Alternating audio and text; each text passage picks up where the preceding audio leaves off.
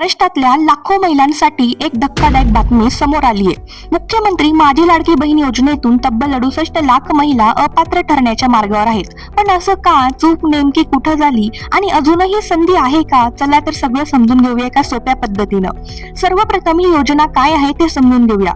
मुख्यमंत्री माझी लाडकी बहीण योजनेत राज्यातील 21 ते 65 वयोगटातील महिलांना दरमहा 1500 रुपये थेट बँकेत दिले जातात। या योजनेत तब्बल 2,43 लाख महिलांनी नोंदणी केली होती आणि सरकार यासाठी वर्षाला सुमारे 43,740 कोटी रुपयांचा खर्च देते। पण आता इथे एक मोठा ट्विस्ट आला आहे। केवायसी म्हणजेच ओळख पडताळणी अनिवार्य करण्यात आली आणि इथेच अनेक महिलांना अडचणी आल्या।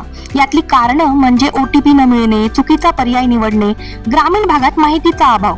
काही महिलांनी चुकून घरात सरकारी नोकरी आहे हा पर्याय निवडला आणि त्यांची मदत थेट बंद झाली। इथले आकडे ऐकून तुम्हीही थक्क व्हाल। सुमारे 1,75 लाख महिलांनी केवायसी पूर्ण केली, पण 68 लाख महिलांनी केवायसी केलीच नाही। यामुळे या महिलांना आता अपात्र घोषित केलं जाऊ शकतं।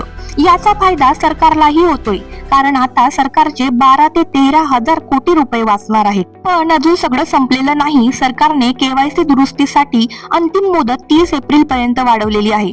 म्हणजे जर तुमच्याकडून काही चूक झाली असेल तर ही लास्ट चान्स आहे ती सुधारण्याची। तुम्ही काय करू शकता यासाठी? जवळच्या अंगणवाडी केंद्रात जा, सेवा केंद्रात CSC मदत घ्या, केवायसी पूर्ण करा किंवा चूक दुरुस्त करा।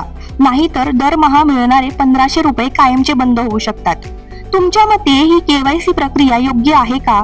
तुम्हाला किंवा तुमच्या ओळखीतील लोकांना कोणाला यात अडचण आली आहे का? कमेंट मध्ये नक्की सांगा आणि अशा माहितीच्या अपडेटसाठी फॉलो करायला विसरू नका।